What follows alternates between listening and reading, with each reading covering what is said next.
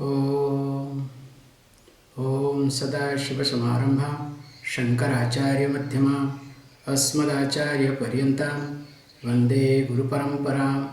गुरुर्ब्रह्मा गुरुर्विष्णु गुरुर्देवो महेश्वरः गुरुसाक्षात् परं ब्रह्म तस्मै श्रीगुरवे नमः।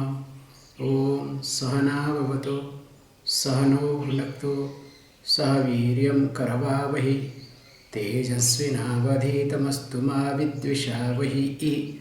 ॐ शान्ति शान्ति शान्ति।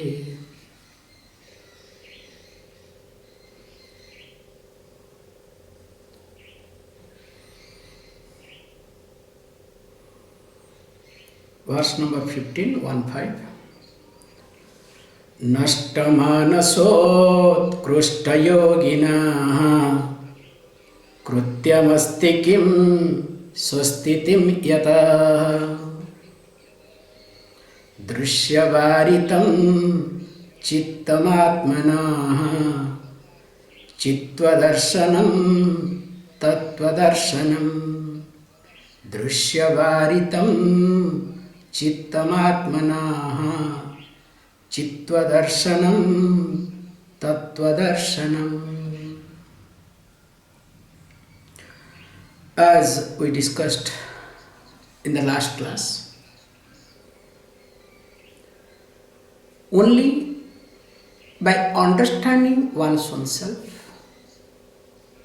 one can appreciate one's own self. Only when a person appreciates one's own self, will be able to appreciate others. That's why one has to be very clear that how to understand one's own self. But the problem here is, because we are not willing to understand ourselves. And why we are not willing to understand ourselves? Because we all love to live with our habits, starting with our previous life. Because many things have been carried forward from our previous lives. All our impressions are nothing but, if you observe, especially childhood impressions are nothing but from previous life. And of course, we start developing, adding on. Like, basic software is there, then every now and then patch comes, add-on comes. So in this life only we have added many softwares, many impressions. And those impressions are so close to me, so nearer and dearer to me, or in short, I am so comfortable with them, even if in spite of discomforts, I am comfortable with them. For example, just I am trying to say, one emotion called anger. Who is not discomfortable with anger, especially one's own anger? Everybody is discomfortable. In spite of all discomforts, still we continue with our anger. Because that is how my life is. So here one has to be very clear and careful that because of my habitual living, what we call as the proximity, the oneness, and of course I have superimposed, I have taken that as me, and in the process I don't have strength to face my emotions. So when I don't have strength to face my emotions, I don't want to understand myself, but I want to understand anything and everything.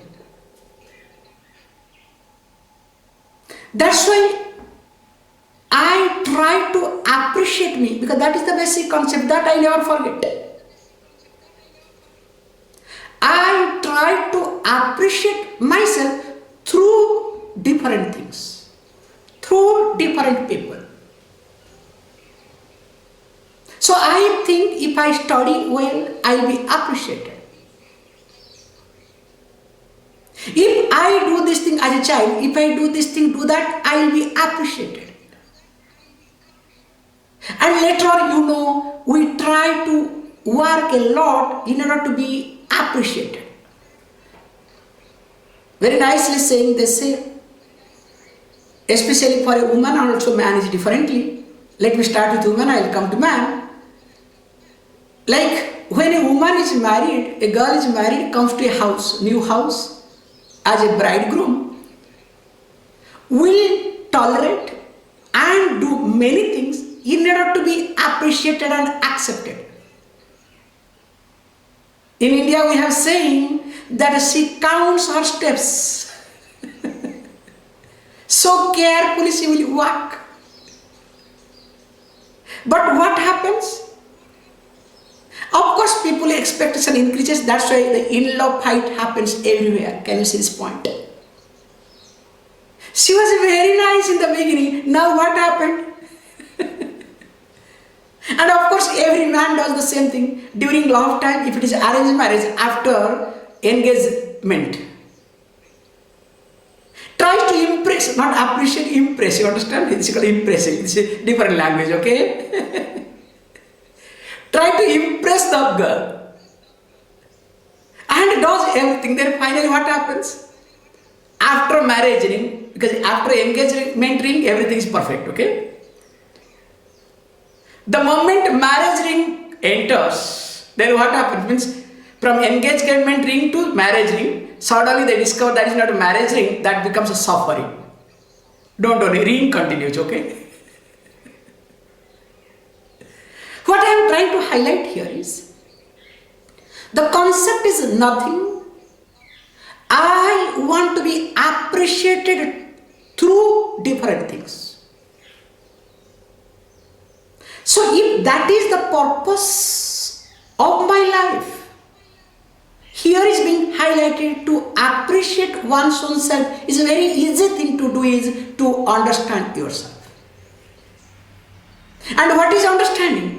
But here is being highlighted a little differently. We have to look at very carefully. Or else you ask, who am I, you will understand yourself. You will never understand yourself, okay? That doesn't work. Here, understanding yourself means understanding that what you are not. The more you look at who you are not, remember, whatever is there, that is called you. Because after all, I am self-luminous. So when you start understanding this point, it is so clear and so evident, because me being self-evident to myself. Of course, I start not only appreciating myself, I also appreciate whatever comes on my way. That's why a religious person is better than a common person, or so-called thinker, or so-called philosophers. Because a religious person at least appreciates the God and supposed to God's creation, except neighbor, okay? That's why in religious text they say, love your neighbor, love thy neighbor. Because they know very well, a religious person loves everybody, including the creation of God, except neighbor. So that's why they have to add this injunction, okay? Love your neighbor. However, the point here is very clear, one has to understand that a religious person is at least able to appreciate, whether because of practice or stress or whatever, But when it comes to so-called philosopher, so-called thinker, only they criticize. Can you see this point? In fact, who is a philosopher? The one who is able to criticize. Nowadays, who is a learned person in the world? Please understand. Who is able to criticize anything and everything? Let me share one beautiful story. There was a man staying in a village, and he was being always ridiculed that you are a dumb, good for nothing, no brain, nothing. Is exactly more than, not like a donkey, more than a donkey. At least donkey has some thinking. And he was really tired of himself. How long can he tolerate that everybody is ridiculing? That he is not smart, he is not intelligent, he is really worse than a donkey. What's going on? So one day, he came to know that there is a great Mahatma, great Swami, great Sadhu is coming to the village. So he thought of, meeting him and asking him to get some boon. This is another nuisance, okay? Everywhere, people expect the Swami, Sadhu, all these people should have some miracle. And especially in Christianity, those who are able to do miracle is called saint. Hey, stupid fellow. So then what happens? In order to prove saintlyhood, they have to fabricate saintlyhood. Like in India, one lady was there. So when she was declared a saintlyhood, what a drama they did. One man said, I am having cancer and I got one lady. I got cured because of her blessings. Then doctor said, okay, where is the report? That you were diagnosed as a cancer patient. No, I did not go. No, we want to test now whether there is post things or not. Let us. No, I don't want to go for any treatment, any test. So that means what? To offer the saintlyhood, so they have to fabricate this miracle. It's a nuisance. In order to be a saint, you don't need a miracle. The problem is people want everything ready-made. You understand? Quickly. So whoever is able to promise to give quickly, that person is called saint. That means what? So-called saints or the saintlyhood is nothing just to cheat people. This is a nuisance to maintain the organization.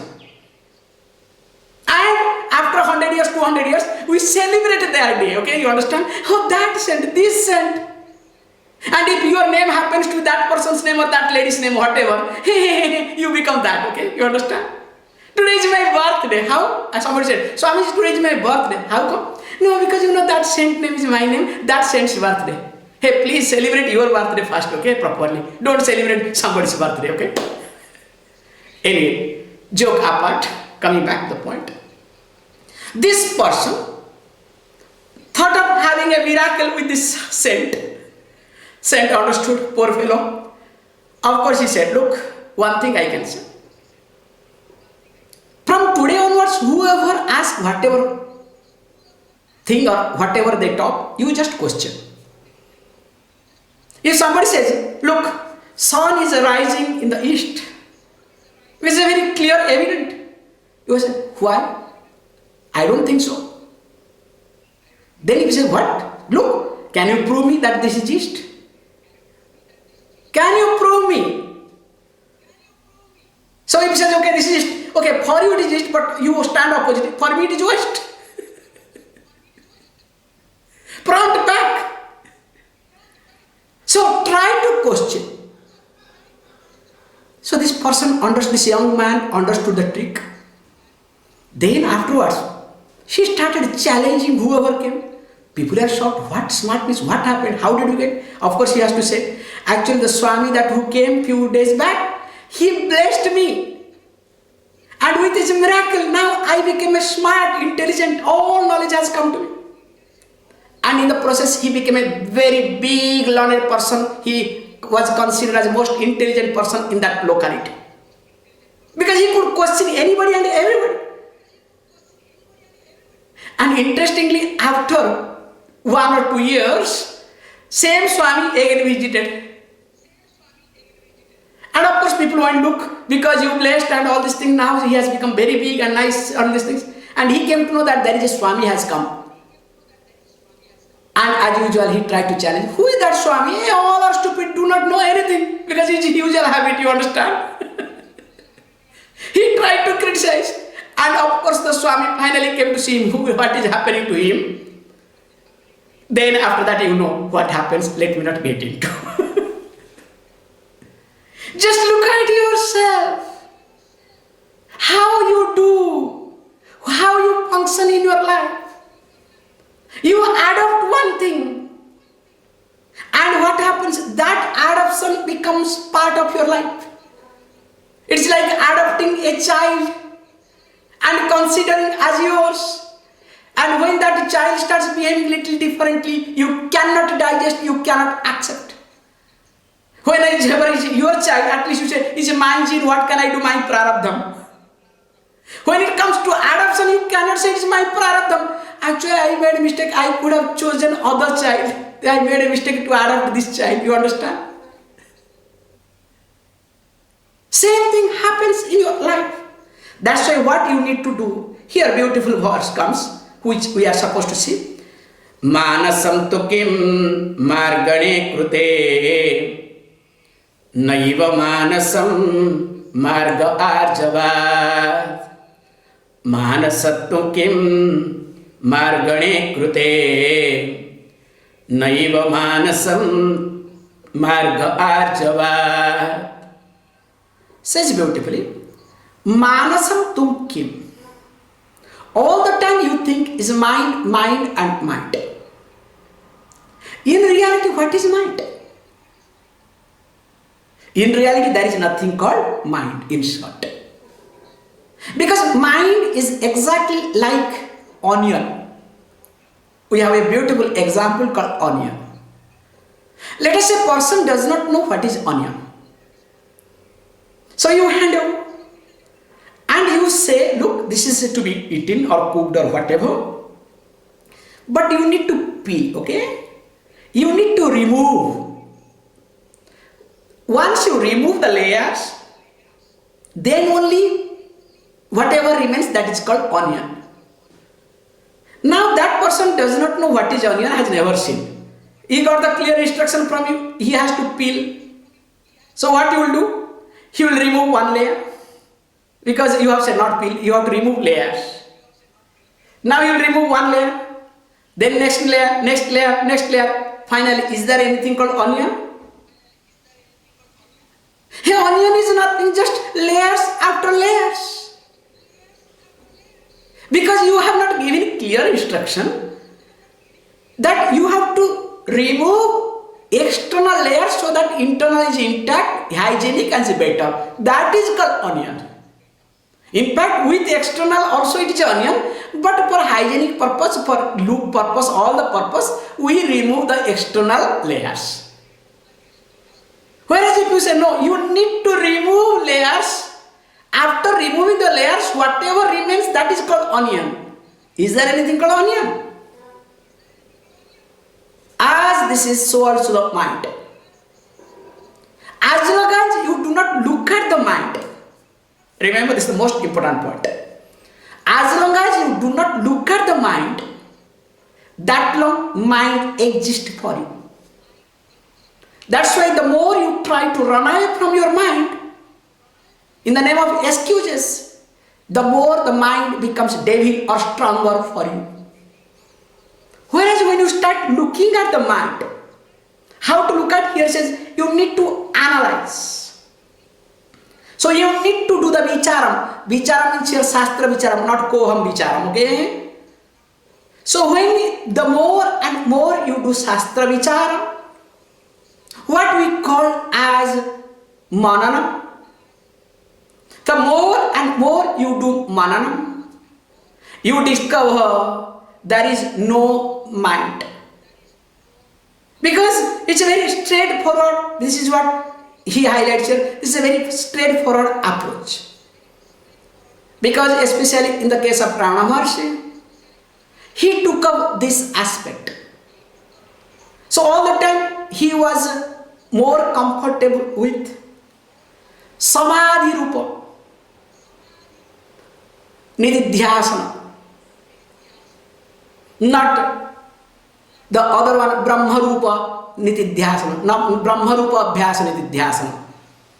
So because he went for samadhi rupa abhyasa nididhyasana, means all the time he wanted to isolate himself, all the time he wanted to be with that experience, whatever he went through in his childhood, and he wanted to avoid within that. That's why he highlights this is a very straightforward approach.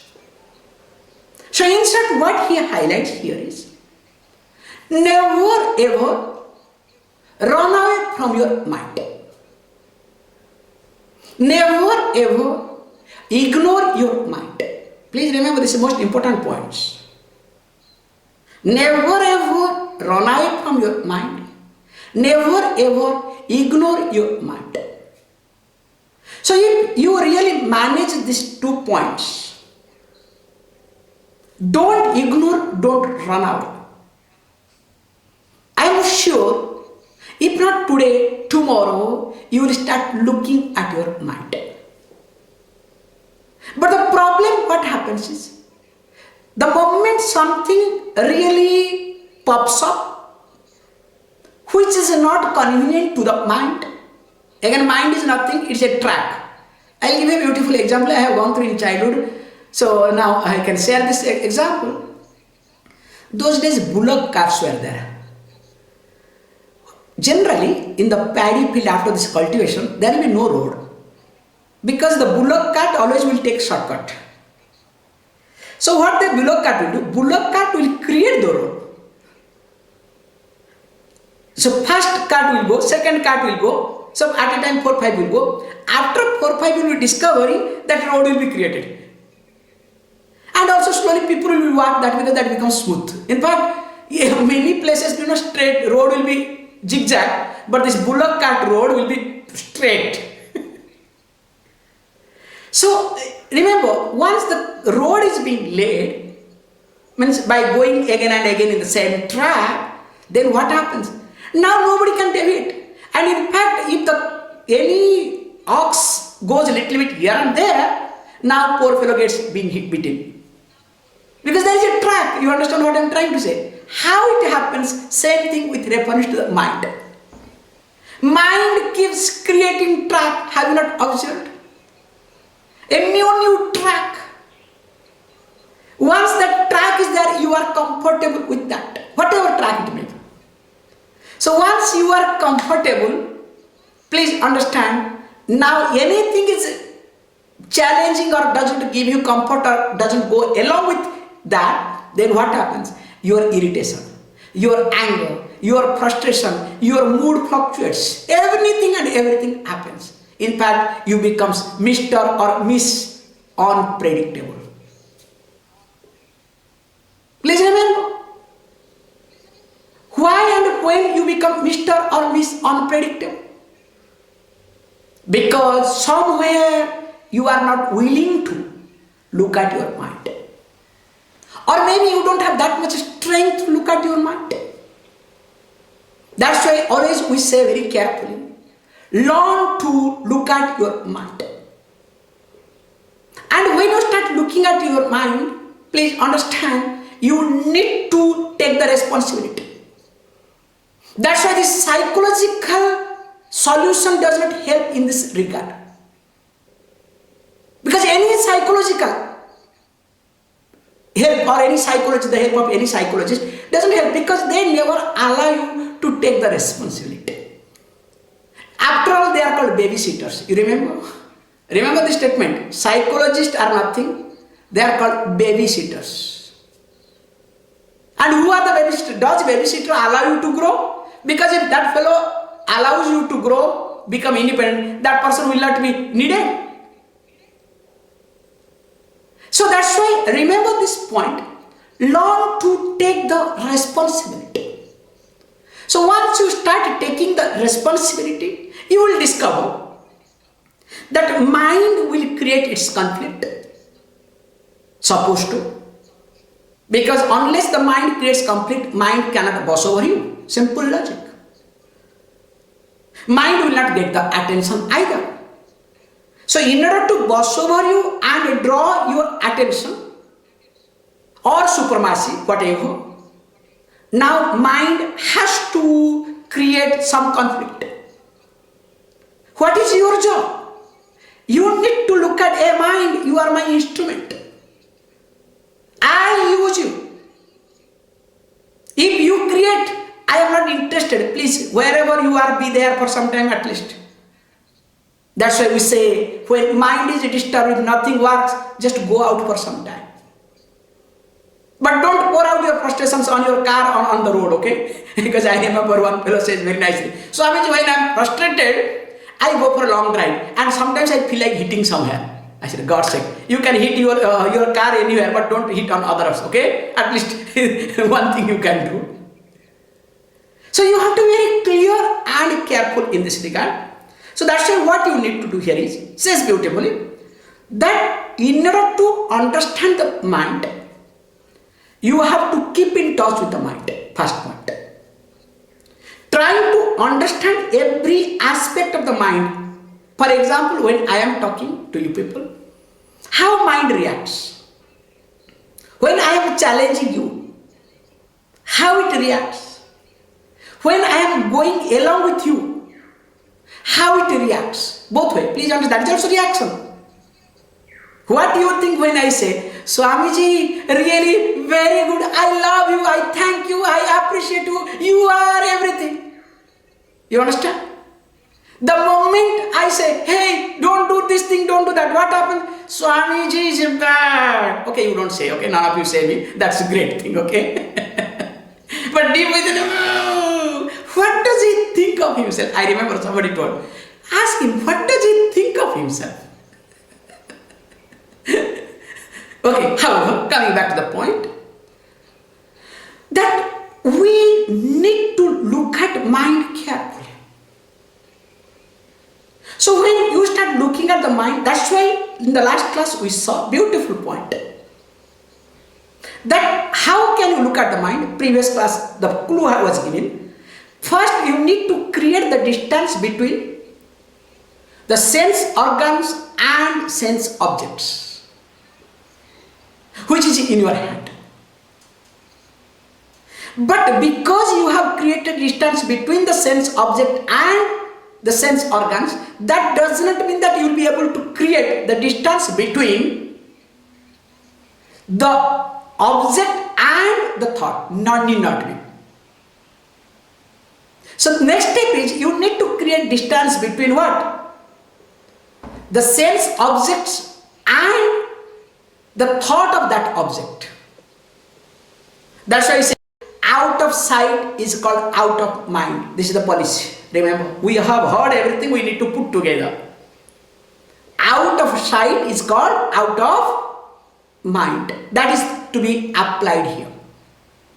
So make sure the thoughts are different. There is a gap between the sense object and your thought. Then next step is what?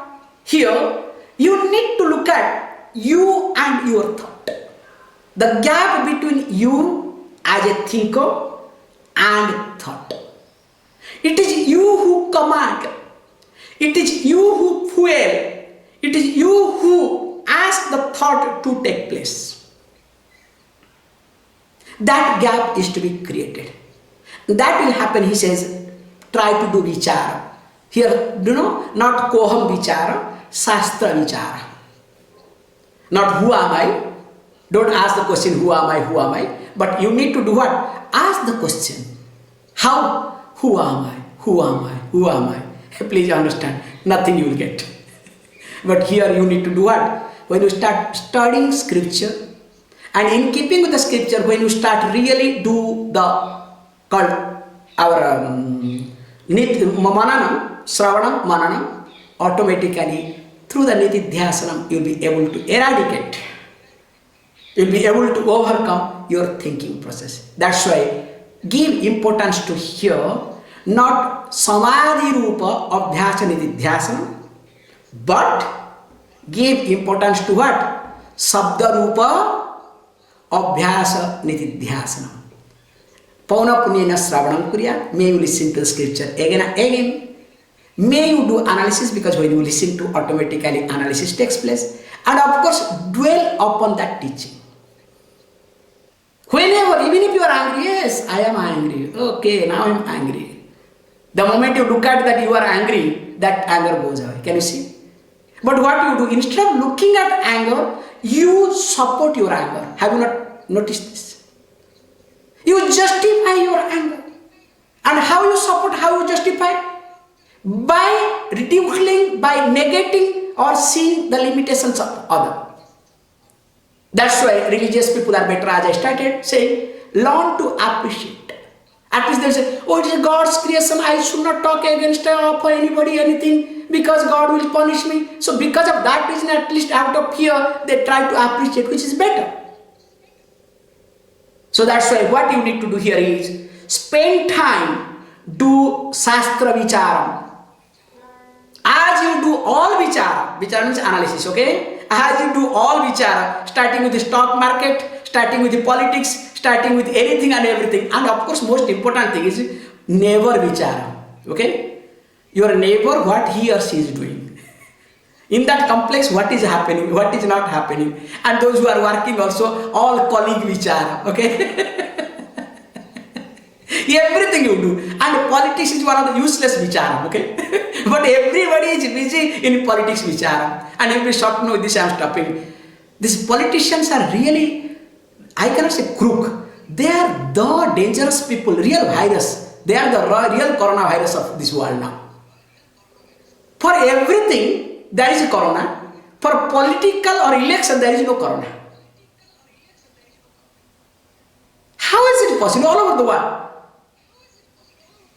Because in India, some few days back, election got over, and of course yesterday somebody came, which I told so far do not know, neither I want to know, to be honest. The interest is gone. Because of election, everything is open. But temples are not open. In Orissa especially, it's a very unfortunate thing, temples are not open, Puri temple not yet open. But for politics, thousands of people can come together, nothing will happen, okay? Because election. However, coming back to the point, how we do the vicharam of others means analysis. Let me do my vicharam, okay? Let me start spending time to analyze my thinking process. That will definitely help me a lot. More of it, we'll see tomorrow. Please close your eyes.